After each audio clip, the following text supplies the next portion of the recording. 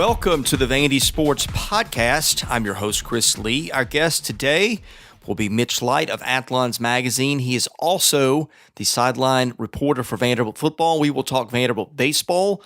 We will talk about his predictions for Athlon's magazine, which will hit the newsstands any day now.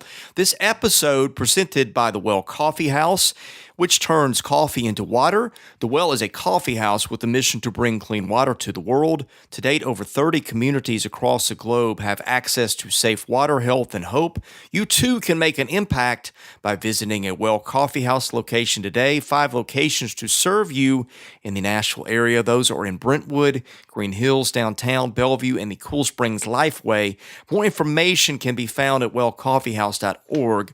The Well Coffee House, where coffee changes lives. Our co-sponsor is WellSpire, Nashville's Learning and Development Center, which is located in the Gulch.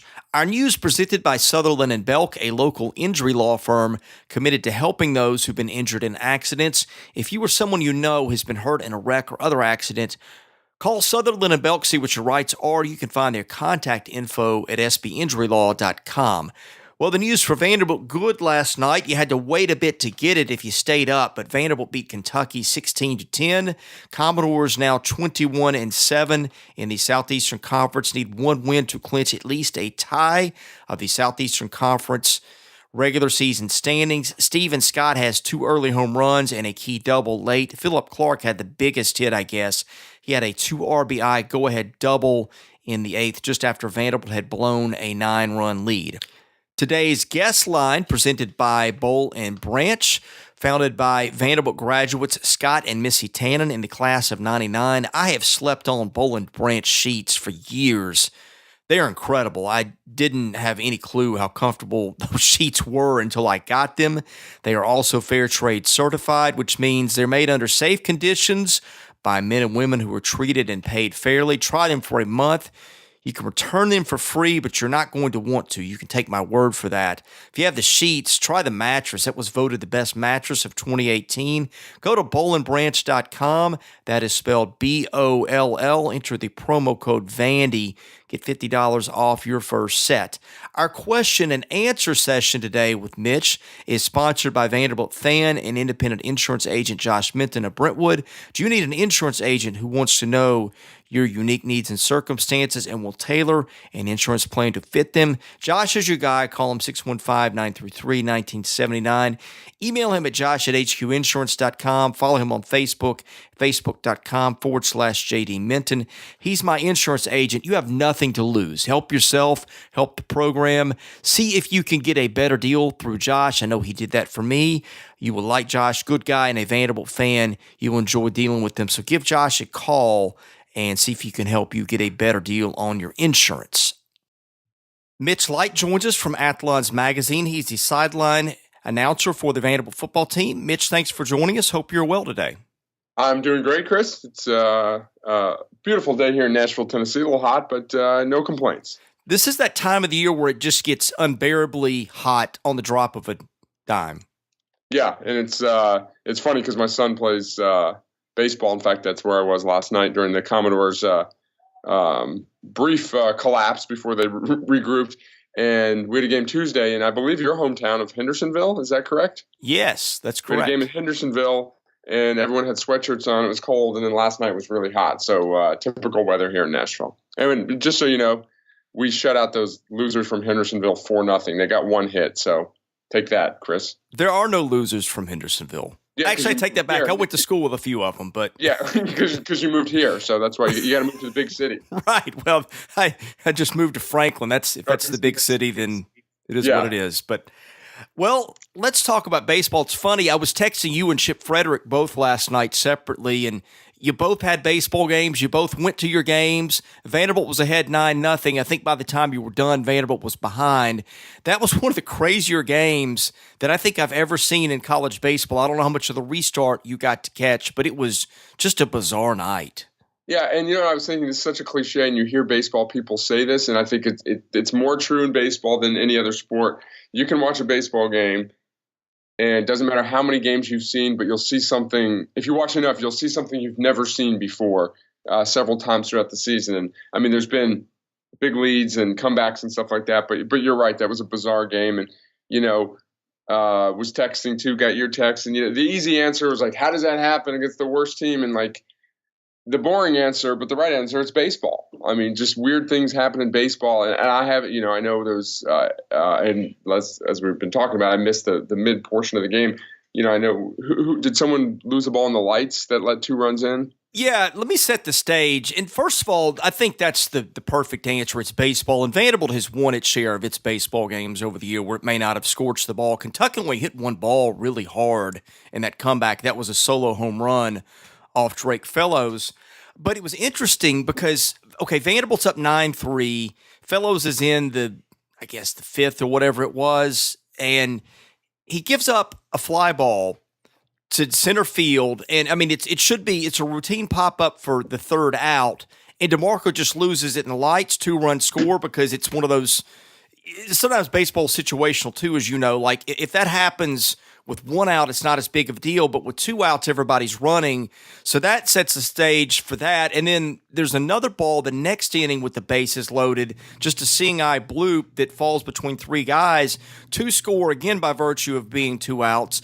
And then they get a guy hung up in a rundown and another run scores. So 2 balls right there account for 5 runs. And I mean, for one of them easily could have been an out. I mean, that should have probably been 2 runs out of 5, but it was 5 instead. And off it goes. And just the craziness that ensued from there. Yeah. And, some of that's bad luck and just circumstances, like you said. You don't want to see that stuff happen, but that's better than, giving up line drives left and right, like Vanderbilt was doing earlier in the game. So, and I think, not to excuse the pitchers and stuff like that, but when you got a big lead, then I'm sure that the approach changes. You're just trying to throw more strikes. And then when they start coming back, it's sort of like in basketball, when a team cuts a 20-point lead to a 10-point lead, you start to tighten up, and the pitchers are they know the situation there. But hey, all the credit to Vanderbilt coming back after the long delay. I'd love to see what the mood was. I guess they were in the bus there, and then Philip Clark with the big hit, and then give Corbs credit. Zach King probably would have been the last guy I'd go to the way he's pitched lately with a 1-run lead going into the bottom of the 8th, but he's trying to instill some confidence and establish some roles, and Zach King got it with some help from defense, but got out of it, and then there's obviously a lot less pressure on him in the bottom of the 9th there. So just a great win. You'd hate to see Vanderbilt not win an outright title or whatever based on losing a 9-0 lead. And the goal, this team has goals down the road, but you never want to pass up an opportunity to win in a Southeastern Conference championship in any sport. So it was really nice to see them bounce back and have a lot of confidence, because with Zach Thompson, I guess, going Saturday, there's no sure things for this weekend. Yeah, and your point about games being wild, and sometimes the game flow sort of dictates what happens. Teams maybe relax a little bit or do things with pitching that they wouldn't normally do. I mean, you saw maybe some of that against Virginia in the opener. That's just part of baseball. But let's go to King for a minute. I did not understand them bringing him in that spot, but it worked, and I think it's one of those things that it worked. You get a double boost because it worked, and maybe you get a pitcher with some confidence back. He pitched pretty well. He went 1, 2, 3 in the 8th when they really needed it. And on top of that, he did give up a couple runners in the 9th and maybe got, I don't know if it was a gift strike 3 call or not, because when I saw the review, where the catcher caught the ball and where it crossed the plate were different things, and it hit the plate at the kneecaps, at the front kneecap of the hitter. But anyway, Zach King got a much-needed boost of confidence in that one last night, and I thought he pitched pretty well. There were some complaints about a tight strike zone. I did not get a good read on it, I guess, for the angle of the camera, and I didn't see the early innings. I was out with in-laws eating dinner. I missed actually the 9-0 spurt. I listened to a little bit on the radio here and there, but anyway, I thought that was like the one positive. I didn't get why they brought him in there. I thought it was too big of a risky move, but that's one thing that you got in your hat in terms of pitching is maybe you got a kid's confidence back that you really need to get back. Yeah, I mean, it's one inning, one game, 2 innings, and we don't want to get carried away because, at this time last week we were talking about AJ Franklin, and I didn't see his performance last night, so I don't want to, it sounds like he didn't get hit hard, but didn't get the job done. So one outing does not make a pitcher, but Zach King is a guy that has pitched some big innings for this team. His best season was his freshman season, but if they can add him to the repertoire and have some confidence in him, that's a big boost. So, we'll see. He could, through 2 innings, probably won't pitch again in the series, could probably pitch Saturday, but would love to see him come back and pitch in the SEC tournament. And, we can talk about that in a minute. With playing Wednesday, Thursday, Friday, you'd assume Mason Hickman would get the Wednesday start. There's a scenario where they could throw Zach King on Thursday. They probably wouldn't. They'd probably then go with Drake Fellows and try and start your normal rotation. But he's a guy that has the ability to pitch in a lot of different roles in the postseason. Yeah, and he works in that park, I think, if he's not walking people, because, again, it's hard to get a ball out of there. And that's the case for Hickman especially. Yes. But can we talk about Austin Martin?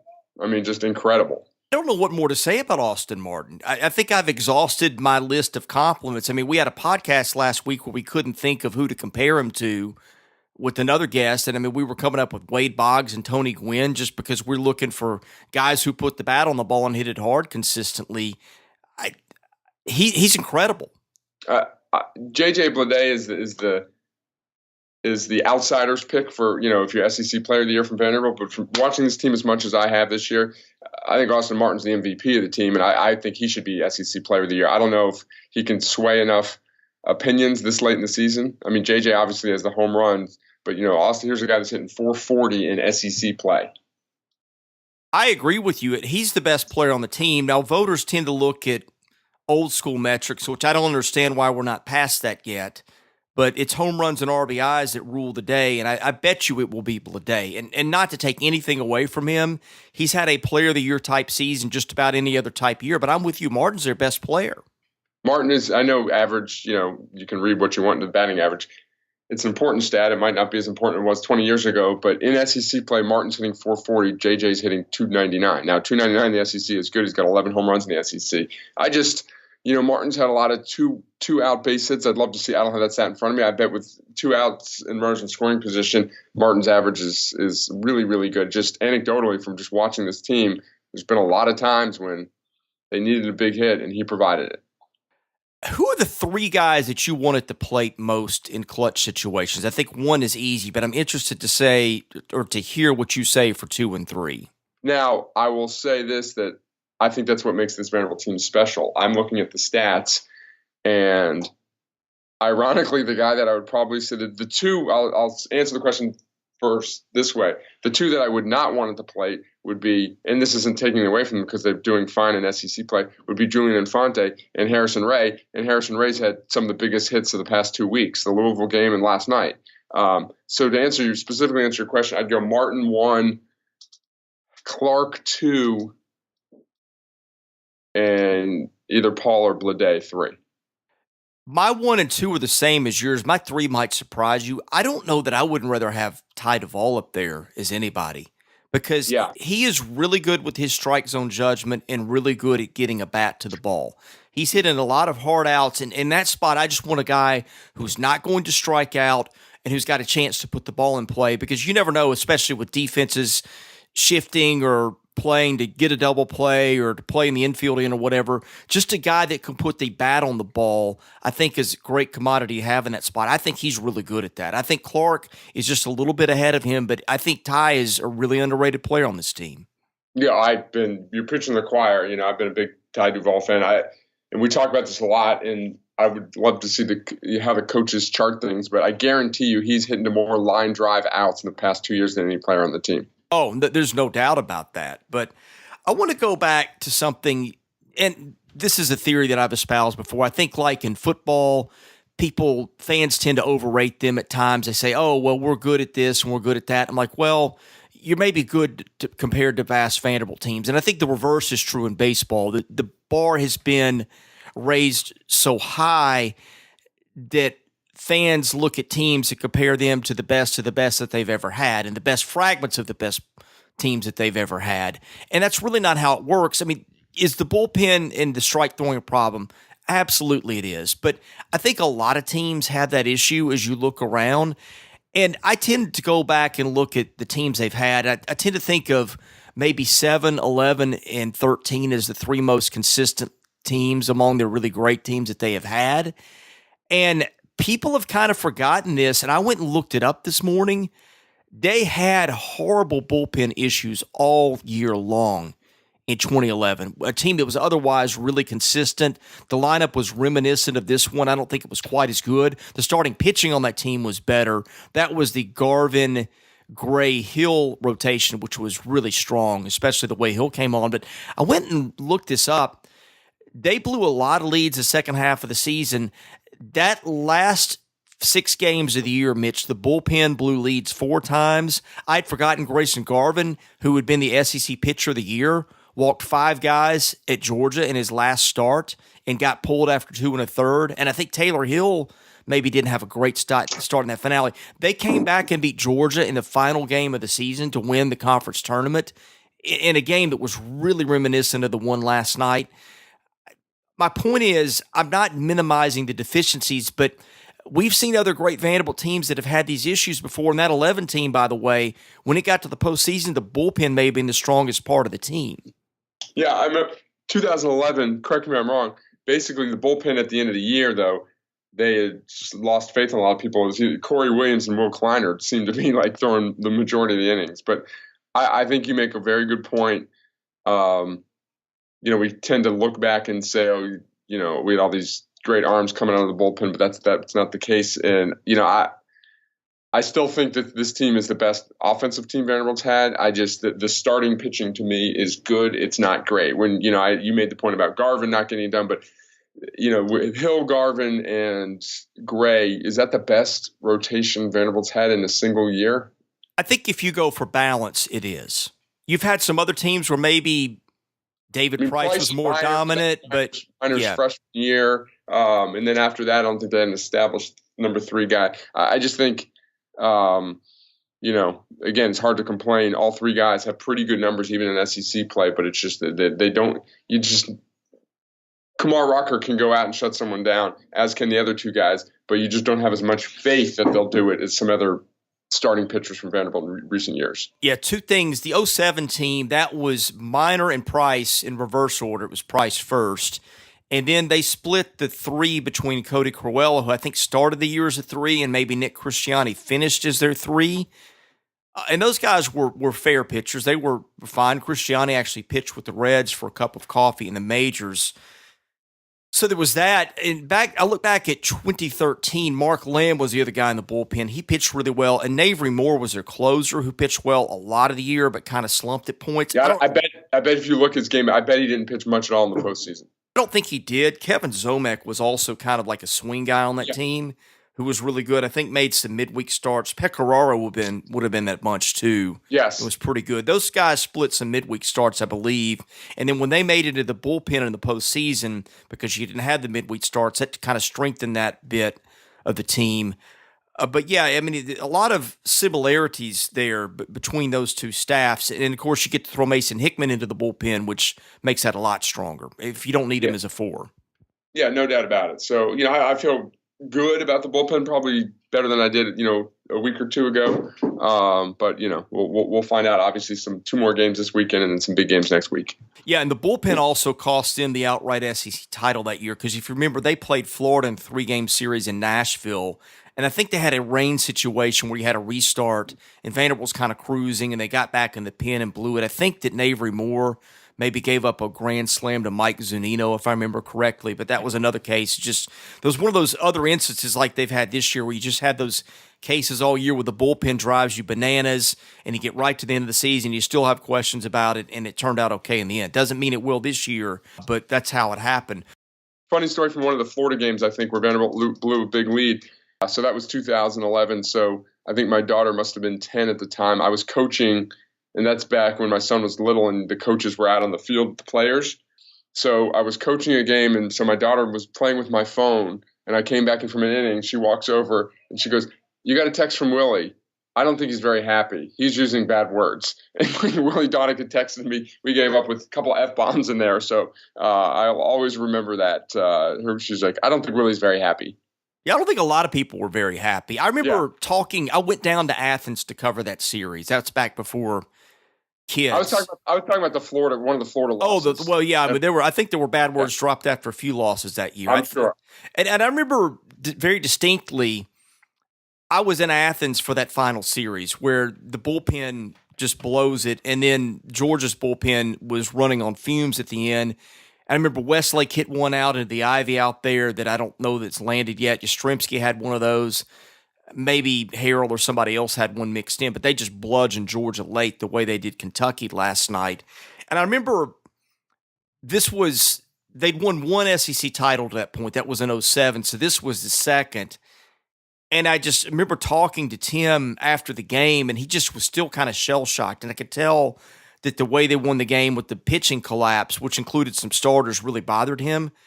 I just like, hey, man, just for you, championships don't come around that often. Vanderbilt doesn't have a lot of those, so just enjoy this one while it's here, despite the way you won it. I just remember talking to him, and just you could tell that they had won, but I think he was still stewing about that and probably thinking in his head, I hope to God this doesn't come to bite us in the postseason. Yeah, it's interesting. And, like I said earlier, winning an SEC championship in any sport for any school should be a goal. It's a great league in almost every sport. But when your program's at a certain level, sort of like John Calipari says in Kentucky, and it angers some Kentucky fans, like then he doesn't seem to care about SEC titles or SEC tournament titles. It's how far you advance in the tournament. And I think that's the way a lot of Vanderbilt fans probably approach it. Again, I hope they win the SEC championship this weekend. But when you're ranked so highly and you have so many, so great opportunity, it's sort of like, and not coach speak, it's almost like it's more important how you're playing at this point in the year rather than did you win the regular season title. I'm looking up seeding at this point for the SEC tournament as of Thursday night's games. Vanderbilt is the 1, Arkansas the 2, Georgia, Mississippi State are 3-4. I was going to try to look up if they had played because both those teams look like they're on the way to a sweep. By the way, did you see the state final last night? Yeah, 22 to something. Oh, it was 24-3 in the 8th. I don't know what the final was, but State looks like a team, or South Carolina looks like a team that's mailed it in. Yes. Let's see. The 6 at this point, no tiebreakers there. Excuse me, the 5 would be LSU. The 6 is Ole Miss outright at this point. Then you get into, I guess, A&M is 7, Missouri 8. And then you got Tennessee and Auburn next at 13 and 15. So it's going to be an interesting weekend. Really, it's kind of funny how the top seeds, you got 3 of them have just easy roads, although I wouldn't classify Vanderbilt in game 3 as easy because it's got to face Zach Thompson. That makes Kentucky almost like a title contender with him on the mound. But you have Georgia and Mississippi State. I think State's got a cakewalk from here. I think Georgia may not have that as much because Alabama at least competes.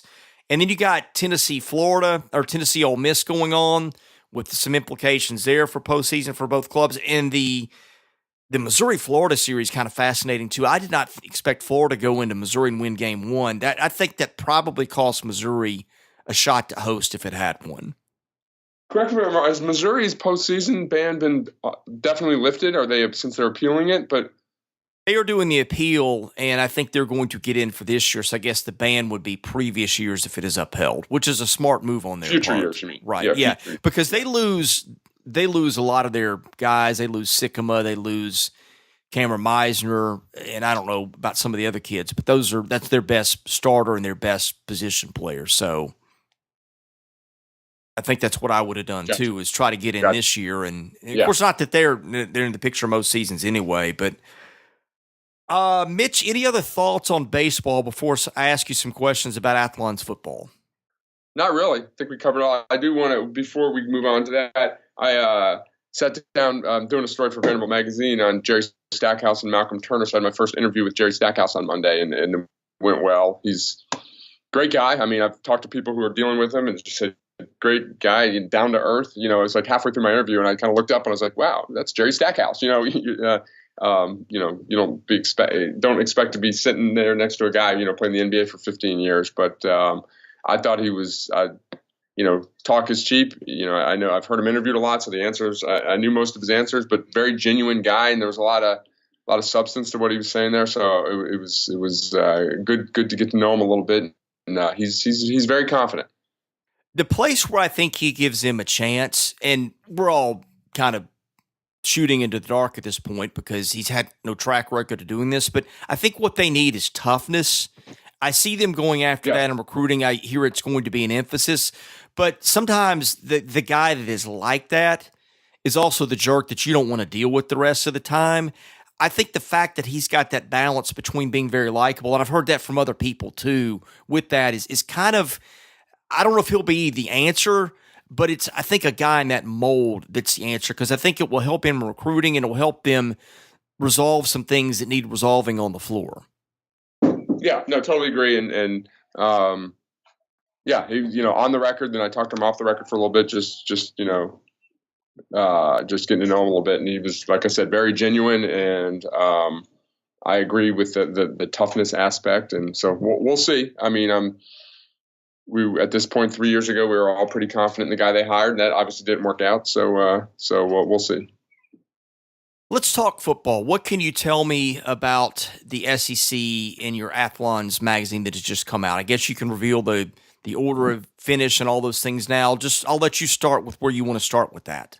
Yeah, so the magazine officially comes out on the 21st, which is Tuesday, I believe, but it might be out on newsstands right now. It's out in Florida. A lot of people have tweeted us covers and stuff like that. And I don't know if I've talked about it much, but I'm really excited about this year's mag, more so than usual. Our national magazine, which is our the one with has coverage of all 130 teams, we've beefed it up to over 300 pages, from 240 to 304. It's the first Athlon sports magazine that's over 300 pages. We have 2 pages on every BCS, Power 5 team, and then 1 page on Group of 5. And we still have the SEC magazine that you'll see. That's about 252 pages. That's the one where we have a Keyshawn Vaughn cover in there. So that's got 6 pages on every SEC team.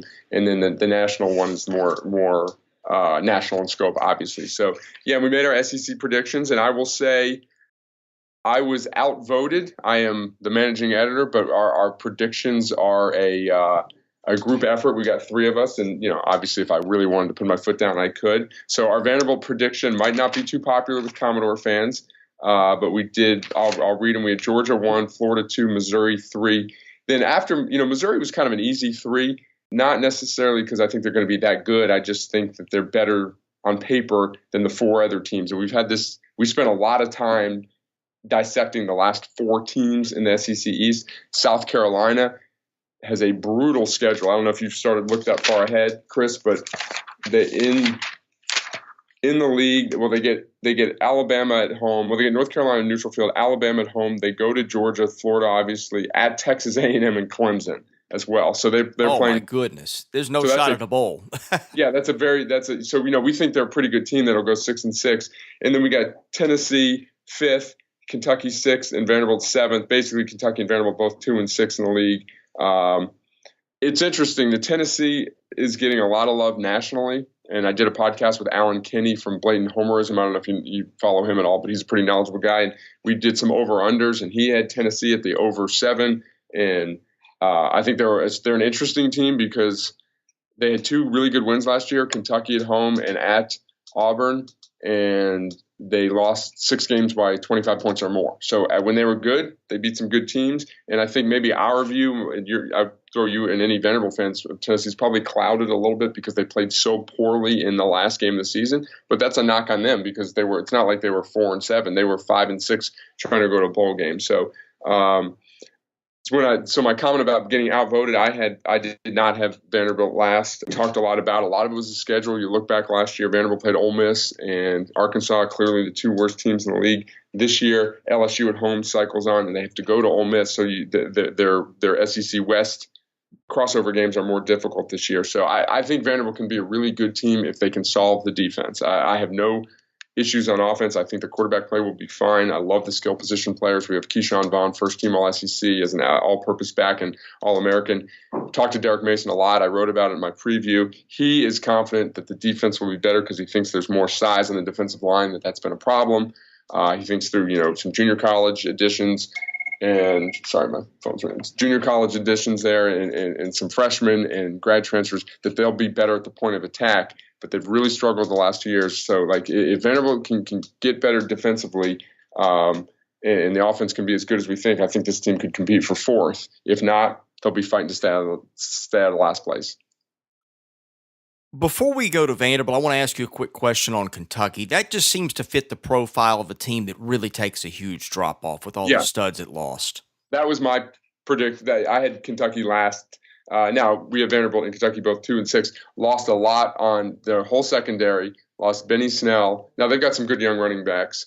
And, obviously with the quarterback play, they struggled there last year throwing the ball down the field. So I think Mark Stoops has kind of established a nice culture there that they're better as a program, but I don't think they're good enough to lose all the guys they lost and not take a step back. So, yeah, I'm with you there.